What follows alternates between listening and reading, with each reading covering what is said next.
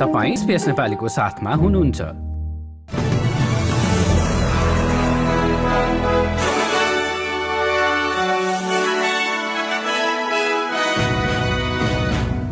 नमस्कार, SBS को बुधबार 4 मे को नेपाली समाचारमा हार्दिक स्वागत छ। म कृष्ण पोखरेल। सुरुमा आजका मुख्य समाचार। अस्ट्रेलियाको अर्को संघीय ट्रेजरर बन्ने दौडमा रहेका दुई व्यक्तिको राष्ट्रिय प्रेस क्लबमा बहस। शिक्षकहरूको हडतालपछि न्यू साउथ वेल्सका करिब 200 विद्यालयमा पठन पाठन प्रभावित र स्थिर तलब र बढ्दो महँगाईका बीच अस्ट्रेलियालीहरू जीवनयापन थान्न संघर्ष गरिरहेको विपक्षी नेता एन्थनी अल्बानीजीको भनाई।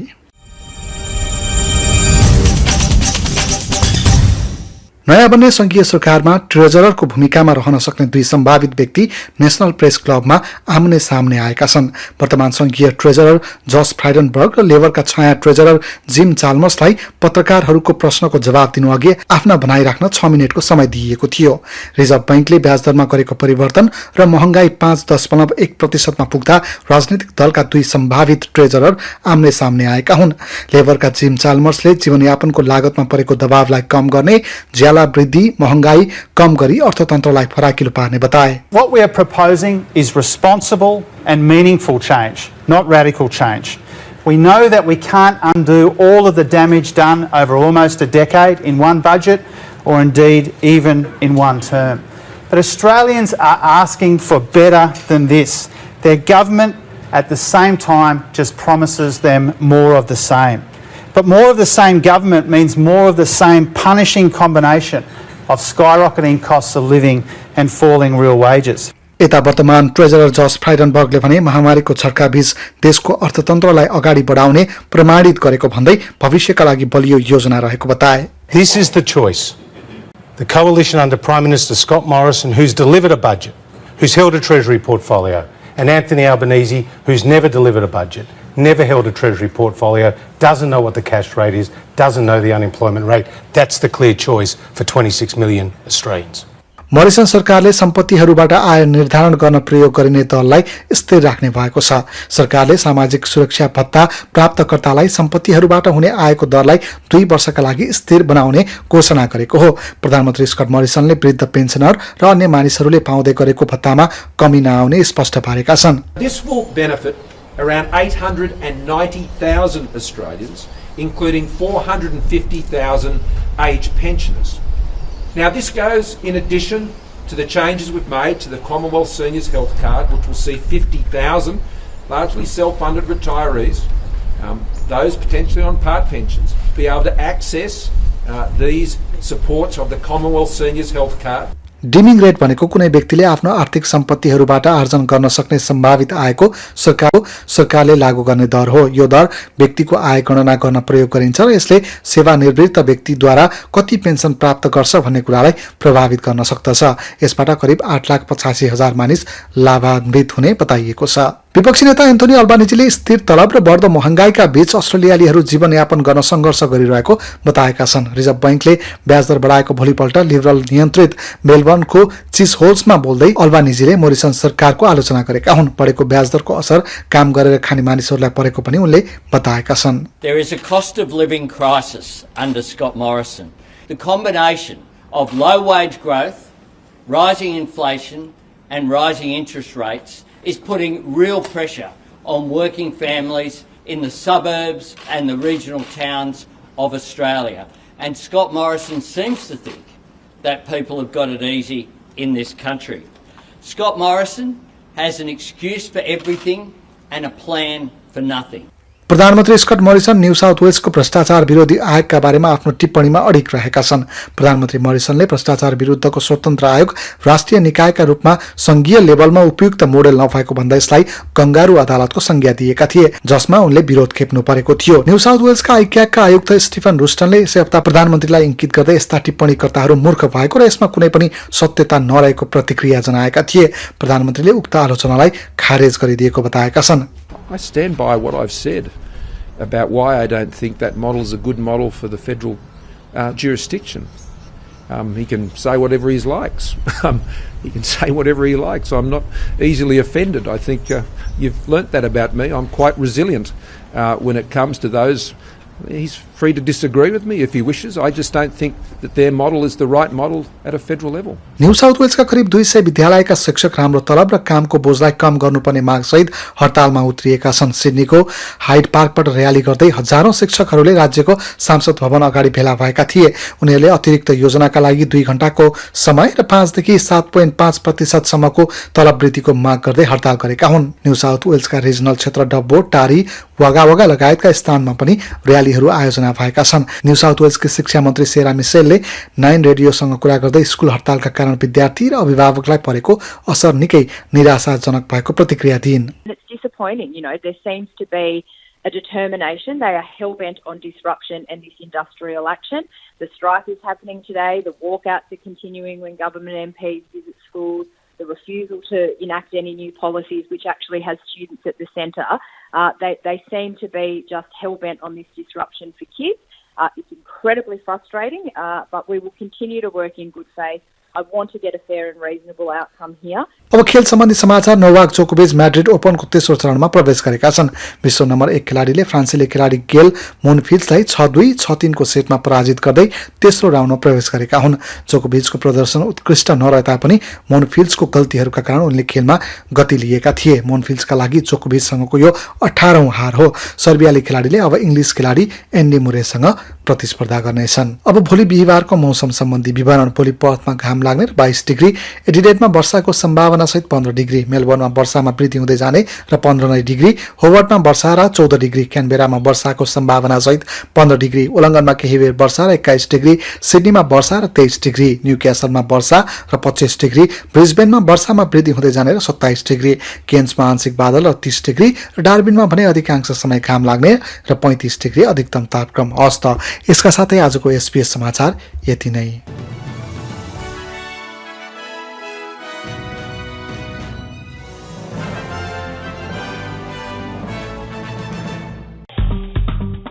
लाइक, शेयर र कमेन्ट गर्नुहोस्। SBS नेपालीलाई फेसबुकमा साथ दिनुहोस्। तपाई SBS नेपालीको साथमा हुनुहुन्छ।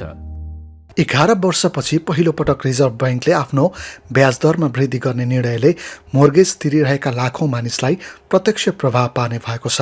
भर्खरै मात्र सिडनीको दक्षिणी सबब रकडेलमा अपार्टमेन्ट किनेकी भारतीय मूलकी रमोना गुप्ता पनि प्रभावित हुने मध्येकी एक हुन्। आफ्नो पहिलो घरका लागि 18 वर्षको उमेरदेखि बचत गर्न सुरु गरेकी गुप्ताले 30 वर्षको उमेरमा आएर आफ्नो पहिलो घर किन्ने सपना साकार पारेकी हुन्। तर मंगलबारको रिजर्भ बैंकको ब्याज दर बढाउने निर्णयले उनलाई चिन्तित बनाएको छ। परेको अवस्थामा आफ्नो खर्च कटौती कसरी गर्ने भन्ने भ्यू पाइसकेकाले अवस्था आए त्यसका लागि आफू तयार रहेको उनी बताउँछिन्। It will probably be on money spent on, things like takeaways, Uber Eats, going out, sort of the fun stuff's going to be the first to go, because that's what we all do when we need to tighten our belts, right? गुप्ताले आफ्नो bank ऋणलाई 2 भागमा विभाजन गरेकी छिन्।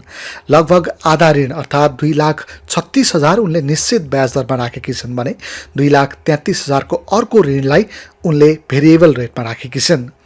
तर निश्चित ब्याज दरमा राखिएको ऋण केवल 2 वर्षका लागि अनुबन्धित छ, अर्थात् उनी 2 वर्षपछि ब्याज दर कति पुग्ने हो भन्ने कुरामा चिन्तित छन्। यद्यपि उनी धेरै कारणले आफूलाई भाग्यमानी ठान्छिन्। Being able to put away extra money during COVID, when I'm also fortunate enough to be able to work from home, so that's played a part.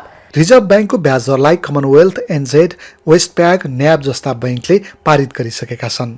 यी बैंकहरूका अनुसार 0.25% ब्याज बढ्नुको अर्थ 5 लाखसम्म ऋण लिएकाहरूलाई महिनाको $65 अतिरिक्त रकमको भार पर्नु हो र 10 लाखसम्म ऋण लिएकाहरूलाई 130 प्रति महिनाको भार थपिनु हो। रिजर्भ बैंकका गभर्नर फिलिप लोबे भन्छन् कि कोभिड-19 महामारीको चपेटालाई कम गर्न ल्याइएको असाधारण मौद्रिक सहयोग फिर्ता लिन सुरु गर्ने यो सही समय हो। उनले ब्याज दर थप बढ्न सक्ने पनि संकेत गरेका छन्। यता बैंकहरूको ऋणको तुलनाका लागि बनाइएको रेड सिटी नामक वेबसाइटकी सेली टिन्डल भन्छन् कि यो केवल सुरुवात हुन सक्छ। Westpac is forecasting that the cash rate could get to 2% by May of next year. If that happens, that same borrower is looking down the barrel of a total increase to their monthly repayments of $511 every single month. यता national Australia बैंकका अनुसन्धान प्रमुख Ivan कोल्हुन भने reserve बैंकको वृद्धि गर्ने निर्णय ढिला गरी आएको बताउँछन्। उनले रिजर्भ बैंकले निर्णय गर्ने प्रवृत्तिमा पनि परिवर्तन गरेको बताए। Yes, I think they have been slow. The old RBA would have been anticipating this and moved interest rates preemptively. The current RBA has been waiting for that really to occur because they really haven't delivered on their inflation target for the last 5 years. यद्यपि केही मानिसहरू बैंकको ब्याज दरबाट प्राप्त हुने आम्दानीमा निर्भर हुन्छन्। उनीहरू निश्चित मुद्दती खाताहरूमा पैसा राखिरहेका हुन्छन्। पल भर्सिटिज न्यू साउथ वेल्सको पेन्सनर एन्ड सुपरएन्युएसन एसोसिएसनका नीति हेर्ने प्रबन्धक हुन्। उनको बुझाइमा मुद्दती खाताबाट ब्याज आम्दानी गर्नेहरू पनि महँगाईका कारण कमै फाइदामा पर्छन्। I don't think that term deposit rates will actually ever catch up with inflation rates. So if you look at historical rates, the real rate of return on term deposits is usually negative or it's minimally positive. तथ्याङ्क विभागको मेसम्मको चौमासिक रिपोर्टमा मुद्रास्फीति दर बढेर 5.1% पुगेपछि reserve बैंकलाई हालसम्मकै न्यून ब्याज दर बढाउन दबाव परेको थियो। तपाईं SBS नेपालीको साथमा हुनुहुन्छ। तपाईं SBS नेपालीको साथमा हुनुहुन्छ। प्रकृतिमा पैदल हिँड्नु वा बुश वाकिङ अस्ट्रेलियाको मनोरञ्जनको सबैभन्दा लोकप्रिय गतिविधि हो। तर फाइदा मनमोहक दृश्यहरूमा मात्र सीमित छैनन्। वाकिङ एसएके कार्यकारी निर्देशक हेलेन डोनोभन भन्छन् कि यो स्वास्थ्यका लागि पनि निकै फाइदाजनक छ। It is so very good for your health. So that's physical fitness, including cardiovascular health and strength, because you're going up and down little inclines. And of course, it is great for mental health too. So generally when you're bushwalking, you're doing it with others, and so it's social, and being in nature decreases stress and improves our mood. तपाईले सही योजना बनाउनु भयो भने चाहिँ सम्भावित जोखिमहरूलाई पनि कम गर्न सक्नुहुन्छ। One of the most common dangers would be things like just choosing a trail that is not appropriate for your level of fitness or experience. And then what can happen is, you don't have enough water or enough food, or you've got the wrong clothing, or you don't have a first aid kit if it goes wrong, or a communication device. So the most important thing is to do that little bit of planning to make sure that you've got what you need for the area that you're going to. Bush वाकिङका लागि वर्षको कुन समयमा जाने भन्ने कुरामा चाहिँ ध्यान दिनुपर्ने बुश वाकिङ लिडरशिप बोर्ड सदस्य एन्ड्री गोबन बताउँछन्। Often people choose to go walking in the outback in summer, which is not necessarily the best time to do that because it's very hot and there's very limited services out there. Or when it's the dead of winter and going, say, in the Victorian Alps or the more mountainous regions, it gets very, very cold. So choosing when you go is important, and then choosing where you go to suit your ability is very important. अस्ट्रेलियाका निकुञ्जहरू Bush वाकिङका लागि निकै उपयुक्त मानिन्छन्।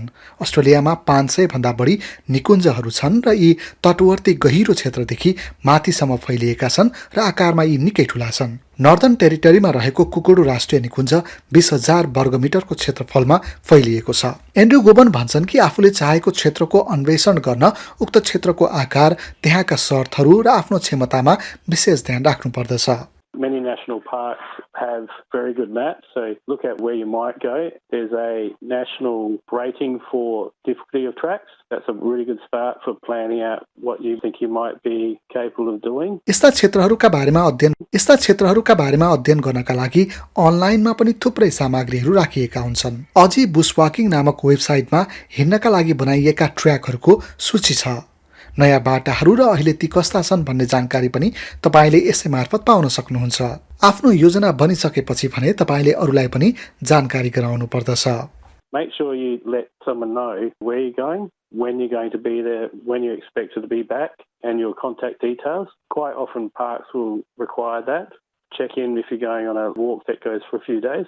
Campsites have online booking for camping, and associated with that they'll have your details if you're going there for more than one day. यसैगरी tripintention.org पनि यस्तै सहयोगका लागि निर्माण गरिएको वेबसाइट हो, जसमार्फत तपाईले योजनाहरू बनाई आफ्ना नजिकका मानिसहरूलाई पठाउन सक्नुहुन्छ। बुश वाकिङमा जाँदा पानी र खानाको भने व्यवस्था गरेर जानुपर्दछ। यो सँगै फर्स्ट एड किट भनिने सामान्य उपचारमा प्रयोग हुने किट पनि सँगै लिएर जानु उपयुक्त हुन्छ। Outdoor council, Bush walking leadership जस्ता संस्थाहरूले पनि पैदल यात्रा गर्दा के लिएर जाने भन्ने बारेमा उत्कृष्ट जानकारीहरू राखेका हुन्छन्। यसैगरी खुद्रा विक्रेताहरूले पनि बुशवाकमा जाँदा प्रयोग गर्ने कपडा र अन्य अत्यावश्यक चिजका बारे जानकारी दिन्छन्। मोबाइल नेटवर्क सबै स्थानमा नहुने भएकाले मोबाइलमा भर पर्नु चाहिँ उपयुक्त हुँदैन। Only certain providers work in more remote areas. So it's really important to find out where your provider does work in the area you're going to, and then understand that you might be in a valley and so you won't get any reception there. So you can't always rely on your standard 3 or 4 or 5G phone. यदि तपाईँ दुर्गम क्षेत्रमा बुशवाकका लागि जाँदै हुनुहुन्छ भने चाहिँ बिकन भनिने स्थान पहिचान र आकस्मिक सेवालाई सम्पर्क गर्न मिल्ने रेडियो उपकरण स्थानीय प्रहरी चौकी वा निकुञ्जहरूबाट भाडामा लिन सक्नुहुन्छ। एन्ड्रू भन्छन् कि सकभर तोकिएको ट्र्याकबाट बाहिर जानु हुँदैन र यसो भइहाले ट्र्याकमा फर्कने कोसिस गर्नुपर्छ। ट्र्याकमा फर्कदा अन्य कोही मान्छेको सहयोग पाउने सम्भावना बढी हुन्छ।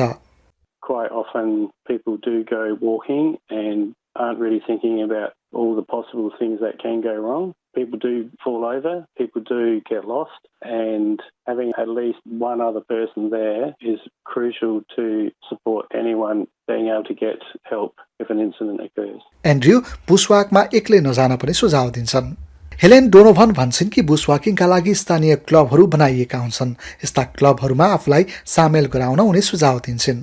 यस्ता क्लबहरू बाटोमा पर्न सक्ने खतराका बारेमा जानकार हुन्छन् र उत्कृष्ट सुझावहरू पनि दिन्छन्। If you go to the Bushwalking Australia website, which is bushwalkingaustralia.org.au, you'll see a link to members, and that then links off to all of the different states. Each state and territory has a bushwalking organisation that is the umbrella organisation for all of the different clubs in the state or territory. They'll be able to link you up to explore the different options in your area. युवा शरणार्थी र आप्रवासी मानिसहरूलाई बुशवाकिङको आनन्द दिन उत्साही स्वयंसेवकहरूले पहिलो पटक western अस्ट्रेलियामा hiking परियोजनाको निर्माण गरेका थिए। यो परियोजना अहिले मेलबर्न, क्यानबेरा, सिडनी र ब्रिस्बेनमा सुरु भइसकेको छ। पहिलो हाइकिङ परियोजनाकी संयोजक लुइस जोर्गेन्सेन हुन्। उनी भन्छन् कि उनका सबै गाइडहरूले फर्स्ट एडको तालिम लिएका छन्। We make sure all our guides are experienced and have done first aid training, and they all have working with children checks. We are dealing with some who are under 18. The idea is to take them out into nature, make them feel welcome, ensure that they're safe at all times. We take them out on day hikes or sometimes overnight hikes. Like, share र comment गर्नुहोस्। SBS नेपालीलाई फेसबुकमा साथ दिनुहोस्।